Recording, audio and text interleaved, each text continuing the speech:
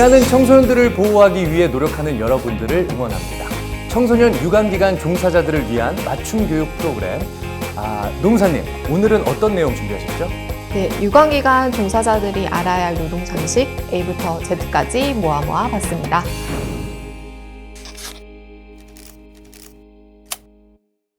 기본적인 내용이라고 생각하실 수도 있는데요. 기초부터 차근차근 잘 알고 있어야 우리 청소년 노동자들의 권리를 지켜줄 수 있습니다. 그렇죠? 네, 맞습니다. 말 그대로 상식인 만큼 중간에 스킵하지 마시고 끝까지 시청해 주세요. 자, 첫 번째 노동 상식 뭐부터 배워볼까요? 일을 시작하기 전에 가장 먼저 하는 일이 무엇일까요? 이제 얼마 받나? 이제 돈 계산해야죠. 맞죠? 그쵸. 그렇죠. 일은 얼마나 많이 시키나? 업무 내용도, 강도도 이런 것도 좀 체크해야 될 것 같고요. 네, 그렇긴 한데요. 네. 그거는 일을 시작하고 난 뒤의 일이라고 볼 수가 있을 것 같아요. 그럼 뭘 해야 되나요? 한번 맞춰보시겠어요? 네. 계약서 써야 된다. 근로계약서. 맞죠? 네, 맞습니다. 근로기준법 제17조에 따르면 사업주는 근로계약을 체결함과 동시에 근로계약서를 작성해서 교부를 해야 합니다. 근로조건을 문서로 명확하게 적어두지 않으면 나중에 일이 생겼을 때 부당한 대우를 받을 수도 있거든요. 맞죠? 네, 잘 알고 계시는데요. 근로계약서를 작성하지 않거나 작성한 계약서를 주지 않으면 고용노동부에 신고를 할 수가 있고요. 이를 통해서 사업주는 500만 원 이하의 벌금에 처해질 수가 있습니다. 그럼 근로계약서에는 어떤 내용들을 담아야 될까요? 근로계약서에는 임금의 구성 항목, 계산 방법, 지급 방법하고 소정 근로시간, 휴일과 휴가에 대한 사항 등 노동자가 누려야 할 근로조건들에 대해서 정확하게 명시하는 것이 필요하고요. 그리고 만약에 근로계약서에 근로기준법에 미달하는 내용이 있다면 그 부분은 무효가 되기 때문에 지킬 필요가 없게 됩니다. 근로계약서 작성 유무에 따라서 받을 수 있는 혜택이나 지켜줄 수 있는 내용들이 달라지니까요. 기본적으로 안내를 해야 될 것 같습니다. 그런데 만약에 근로계약서 작성이 힘들다. 그럴 때는 어떻게 해야 될까요? 만약에 사업주가 근로계약서를 작성하지 않을 때는 휴대폰으로 근로계약에 대한 내용을 녹음할 수 있는 방법이 있고요. 그리고 사업장에서 근무 날짜나 시간 등에 대해서 업데이트가 되지 않는다면 노동자가 스스로 일한 날짜와 시간을 메모해 주는 것이 좋습니다.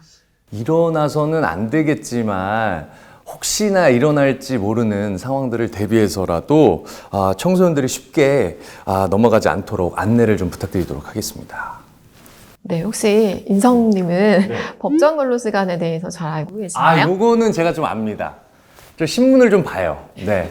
그래서 주 40시간 그리고 하루에 8시간 근무. 네, 맞죠? 맞습니다. 그러면 혹시 청소년은 어떨까요? 아니 청소년도 성인 노동자랑 다르지 않을 것 같은데요. 나이만 다를 뿐이지 똑같은 노동자잖아요. 정답을 말씀드리면요. 18세 미만 청소년의 법정 근로 시간은 하루에 7시간, 그리고 일주에 35시간 이내로 제한을 하고 있습니다. 더 적네요? 그렇죠. 청소년들은 아무래도 성장기에 있기 때문에 신체적인 특성을 고려해서 성인과 차이를 두는 거라고 보시면 될 것 같아요. 갑자기 궁금한데요. 그 청소년 근로자들은 연장 근무를 할 수 있나요, 없나요? 연장 근로는 할 수 없는 건 아닙니다. 네, 청소년 노동자 같은 경우에는 법정 근로 시간을 초과하는 연장 근로를 할 수가 있는데요. 이때는 청소년과 합의에 의해서 가능하고요.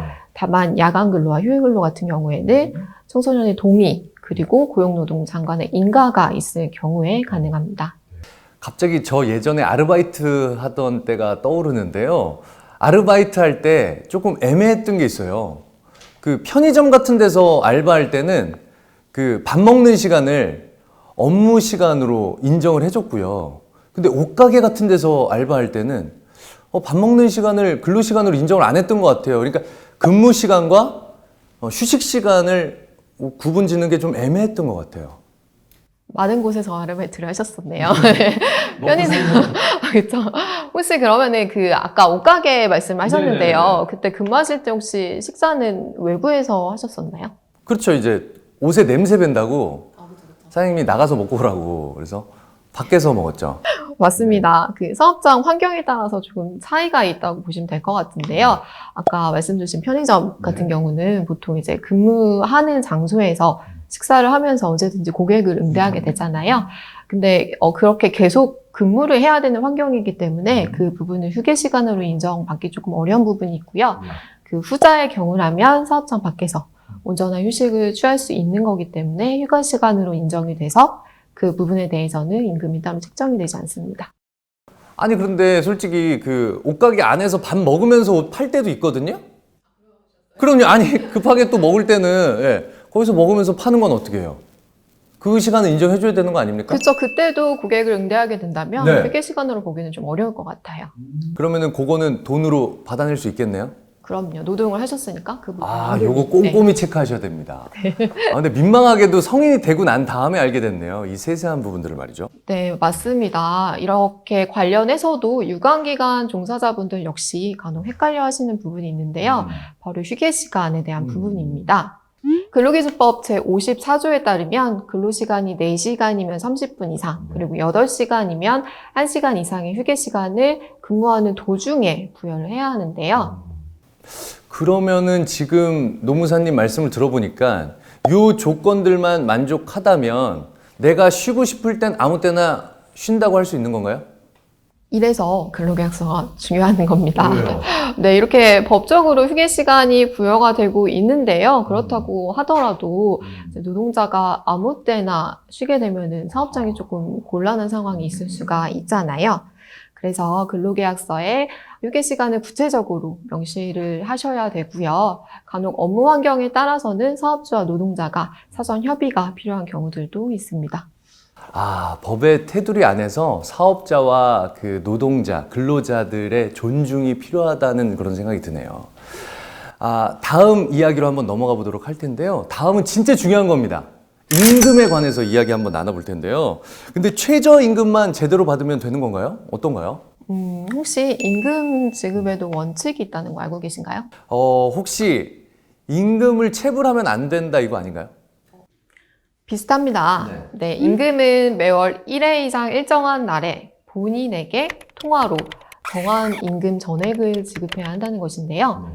추가적으로 주휴수당이라는 수당이 있는데 사업주나 노동자가 잘 몰라서 그냥 넘어가는 경우도 있어요. 죄송한데 노무사님 저도 모르겠네요. 주휴수당이 뭐 주휴? 주휴죠. 아 주휴. 아 그거 뭐죠? 네, 설명드릴게요. 근로기준법 제55조에 따르면 일주에 평균 1회 이상의 유급휴일을 보장하도록 하고 있는데요. 이러한 휴일을 주휴일이라고 하고요. 이때 지급하는 수당을 주휴수당이라고 합니다. 뭐 기준 같은 게 있는 건가요? 그렇죠. 네. 일주일에 15시간 이상만 근무하면 주휴수당을 받을 수 있는 건가요? 모든 노동자가 받을 수 있는 것은 아니고요. 조건이 있습니다. 일주일 동안 일하기로 정한 시간이 15시간 이상인 경우, 그리고 사업주와 약정한 일주간 소정 근로 일수에 모두 출근한 경우에 주휴수당을 받을 수가 있는데요. 그리고 여기서 주의할 점이 하나가 있어요. 2021년 8월 4일부터 그 다음 주에 계속 근무를 전제로 할 것이라는 주휴수당의 요건이 일부가 좀 해석이 변경이 된 부분이 있는데요. 예를 들어서 소정 근로일이 월요일부터 금요일까지이고 주휴일이 일요일인 노동자가 토요일에 퇴직을 했다면 주휴수당이 발생되지 않고요. 그리고 이러한 것들은 마지막 근무일의 다음 날이 퇴직일이기 때문에 토요일이 퇴직일로 인정이 되기 때문인데요.